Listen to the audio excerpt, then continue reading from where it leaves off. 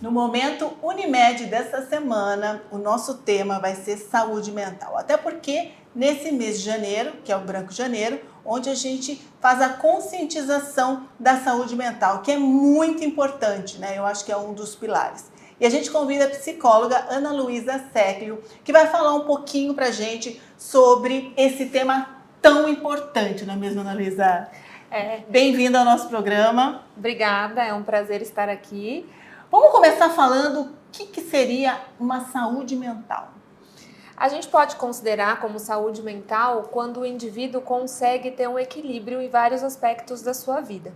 Então, onde ele consegue ter ali as percepções para lidar com o dia a dia, com o estresse diário, né? E manter uma qualidade de vida em todos os aspectos. Então, saúde física, saúde mental, né? Uma família ali onde ele consiga ser bem estruturado, onde ele consiga ter o apoio que ele precisa. Então, quando a pessoa tem um equilíbrio em vários aspectos da sua vida e sabe lidar com isso de uma maneira assertiva. E por que hoje em dia, a grande maioria está com problema na saúde mental? Aumentou demais, né, doutora? Muito. Principalmente após a pandemia, os casos aumentaram muito de procura clínica, né? E são vários os fatores que corroboram para isso. Entre eles, a gente tem a questão da internet, que ela é muito positiva em vários aspectos, mas se a pessoa não souber lidar com ela, né, de uma maneira assertiva, ela pode sofrer ali as consequências quando se compara com uma outra pessoa na rede social, quando ela entra no vício mesmo, né, ali de tecnologia. E tem aspectos educacionais, né? Então os pais trabalham muito e às vezes não tem o tempo ali para cuidar e dedicar o tempo aos filhos, acabam sendo permissivos demais também, né? E as pessoas elas vão sofrer as consequências ao longo da vida. Então, o que a gente chama de padrões comportamentais, né? Que a gente desenvolve ali na nossa criação e acaba reproduzindo isso nos nossos relacionamentos, no nosso trabalho, né? Então, que bom que a saúde mental vem sendo falada e vem sendo tratada atualmente. Exatamente. Hoje em dia, principalmente, né, agora em janeiro, já faz muitos anos que começaram a difundir essa conscientização e falar sobre a saúde mental, porque muitas pessoas sofriam crise de ansiedade, tinham um problema de pânico e não conseguiam nem dialogar sobre isso, não sabiam nem o que seria isso, achavam que fazia parte, né, ou estava enlouquecendo, né, e vai direto para o hospício, ou hoje a gente conversando, podendo dialogar e tendo profissionais como vocês, podendo dar um amparo maior, esclarecendo e tirando as dúvidas, né? Exatamente. E tinha-se muita vergonha também de procurar o psicólogo, né? Então falava-se assim, psicólogo é para louco. Sim. Quem dirá tomar um remédio psiquiátrico, de repente, para depressão, que ajuda muito, né? Eu não preciso disso. Então a aceitação das pessoas também melhorou ao longo do tempo. E quando a gente passou por um cenário de pandemia, onde as pessoas tiveram que se isolar de maneira forçada... E se olhar, né, para dentro, não tinha outro jeito. Exatamente. As pessoas começaram a perceber o quão importante é cuidar da saúde mental. Né? Porque muita gente teve que ficar em casa, lidar com a insegurança financeira, lidar com o medo de pegar a doença, da morte. Estava muito próximo e muitas pessoas perderam, né, entes queridos, amigos. Então, o luto também é uma coisa difícil, né? Exatamente. E o luto de pessoas queridas, o luto de uma situação, por exemplo, um emprego que você perdeu, também é uma situação de luto. E educação emocional, eu costumo falar que não é ensinada nas escolas, Não, né? e deveria, né? Deveria. Se bem que tem algumas escolas agora que estão começando a trabalhar isso nas crianças, que eu acho de grande importância esse trabalho que vem sendo feito. Doutora, como que a gente pode, no dia a dia, lidando com todos esses estresses externos, com todas essas informações que a gente vê pela internet, pela televisão, como que a gente consegue amenizar esse impacto no nosso dia a dia? Nós podemos tomar algumas precauções para a nossa qualidade de vida e, consequentemente, saúde mental. Né? A primeira delas é o exercício físico. Eu sou psicóloga, né? Não sou educadora física, mas é comprovado cientificamente que o exercício físico ele libera endorfina, ele libera serotonina e ele funciona muito bem ali para a gente prevenir doenças mentais principalmente depressão e ansiedade. Então, o exercício físico, e para quem tem, inclusive, depressão, é recomendado 30 minutos por dia. Todos os dias? Todos os dias de preferência, mas no mínimo 3 vezes na semana. E o exercício aeróbico, aquele exercício em que a pessoa, sabe, sente o coração. Transpira, acelera. Isso. Então, o primeiro fator é esse, né? O segundo fator também é ter uma rotina. Por mais que assim, minha vida é muito corrida, cada dia eu tô de um lado, tudo bem. Mas ter um horário ali, talvez se esforçar para ter um horário para comer, um horário para acordar, ter atividades previsíveis. Então amanhã eu vou fazer isso, aquilo, eu vou me organizar. Isso traz um senso de autoconfiança para a pessoa também, de que ela consegue realizar as tarefas, aumenta a autoestima e com isso ela consegue desenvolver outros projetos e consegue ter uma confiança maior em si. Né? Então, exercício físico, ter uma rotina, qualidade de sono. Que é muito importante. Que é muito importante. Dormir de 7 a 8 horas por dia. Nossa, bastante. Tem gente que fala assim, em 5 horas eu fico bem, Sim. né? Mas no momento que a gente dorme, é que o nosso cérebro, ele estrutura toda a nossa cognição. Então, a nossa memória é consolidada no momento que a gente está dormindo. É importante a gente ter esse descanso, né? E a segunda questão é procurar, sim, né, na medida do possível, um processo de autoconhecimento com terapia, porque nos ajuda a lidar melhor com conflitos, com as nossas relações e com o nosso ambiente de trabalho, né? E lidar melhor com as nossas emoções e reconhecer as nossas emoções. Sim. Né? Então, assim, essas são algumas medidas, além de alimentação. É isso que eu ia falar. Uma vez eu gravei uma matéria, até foi para a Unimed, falando sobre a relação da saúde mental com a alimentação. Tem muitos alimentos que vitaminas, né, que se estão em falta, ela desencadeia também, né? Perfeito. A falta de vitamina D, ela simula sinais de depressão. Ah, é? E quando a pessoa vai para o consultório, a primeira coisa que eu falo, seus exames estão em dia? Como está a sua vitamina D? E as vitaminas do complexo B, vitamina B12, a falta dela também dá uma sensação de cansaço. Problemas na tireoide comprometem também a nossa disposição. Então, nós precisamos estar em dia com todos esses fatores. Sempre fazendo um check-up, né? Esses exames são feitos através de sangue, né? Exames de sangue, assim, simples, né? Que a pessoa consegue fazer para certificar de que ali o biológico está ok. Agora vamos olhar aí para as questões mentais, para os padrões e o que a pessoa aprendeu ao longo do tempo na criação da família, né? Sim. Que isso influencia no indivíduo. Acaba arrastando, né? Arrasta. Por isso que tem que tomar muito cuidado quando você vai educar uma criança, porque você pode estragar a vida dela, né? E os cuidadores geralmente não fazem por mal, Não. mas eles fazem aquilo que eles aprenderam, Sim. né?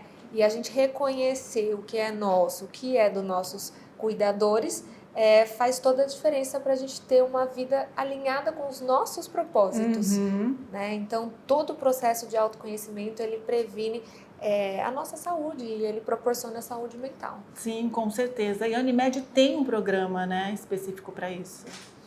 De saúde mental. Nós da Unimed temos psicólogos, né?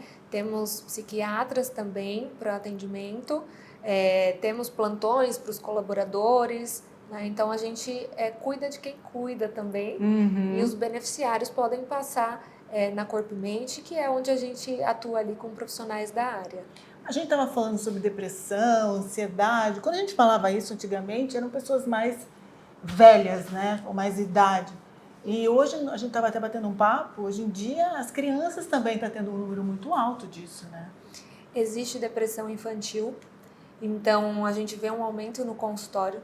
A gente vê 2 públicos ali que vem aumentando a taxa de depressão.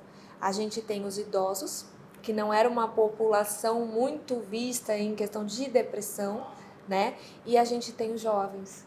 Inclusive, as maiores taxas aí de suicídio, quando a gente vai olhar, né, está entre jovens. Então, é bastante preocupante isso. E como que a gente de fora consegue... Porque às vezes a pessoa está passando por esse processo e ela não percebe, né? Então, a gente que está de fora, quais são os primeiros sinais que a gente olha e nota a diferença e vê que aquela pessoa está precisando de cuidados? É uma pergunta muito importante essa. A gente pode começar a ligar o sinal de alerta quando nós vemos mudanças no comportamento.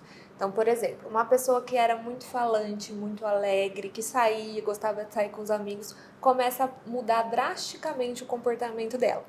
Passa a querer ficar mais sozinha, não querer sair tanto.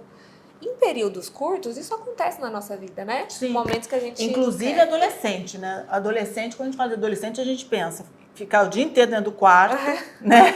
Dormindo o dia inteiro. Aí como que a gente consegue distinguir esse adolescente? Porque isso faz parte do, né, do que a Dependendo da etapa da Exatamente, vida, né? já é uma qualidade deles, né? Quando os pais conseguem ter uma relação próxima aos filhos, muito importante. É muito importante. Para você identificar e perguntar, né? Como que você tá? Você tá bem? Você não tá? Então, essa relação próxima com os filhos é o que vai diferenciar ali se você vai conseguir identificar com facilidade ou não. Uhum. Muito tempo seguido dentro do quarto, precisa avaliar, né? Tá lá na internet, mas o que tá fazendo na internet? Uhum. Então, assim, infelizmente ou felizmente, tem os dois lados, né? Mas os pais precisam ficar cada vez mais atentos com as redes, do que os filhos estão olhando lá dentro. Uhum. Porque uma mentira, eu falo que uma mentira bendita vira uma verdade maldita, né? Então, às vezes, a gente tenta educar nosso filho de uma forma, ele vai para a internet, vê que é de outra e acaba acreditando, porque às vezes, né, é mais fácil acreditar naquela disciplina do que a gente. E aí torna uma verdade e a gente acaba sendo ruim da história, né?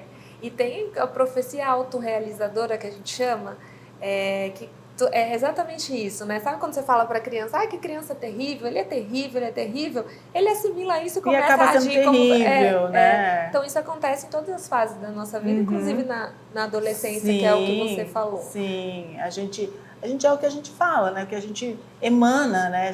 Que a gente acredita. E se a gente fica ouvindo o tempo inteiro aquele defeito, né? Você acaba adquirindo, falando por causa disso, e às vezes não tem nada a ver. São crenças, né, que hoje em dia eles falam, que é de muita importância. Então, olha, espero que vocês que estão nos assistindo reflitam um pouco as dicas da doutora, como atividade física, que é super importante, a alimentação, os exames, tem que sempre todo ano estar fazendo, para ver se precisa repor, né? Que mais que você falou? Ter uma rotina. A rotina, né? Que é importante. Exatamente. Uhum.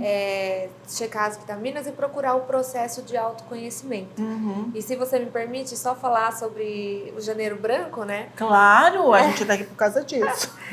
Esse mês é um mês que a gente fala muito sobre saúde mental, é um mês que a gente tem que cuidar todos os meses, né? Então, aqui na Unimed, a gente vai ter um workshop, né, em alusão a Janeiro Branco, onde a gente vai ter especialistas falando sobre o tema, né, para o público médico, público beneficiários aí que queiram também se inscrever. E a gente vai ficar sabendo as datas e local através do site?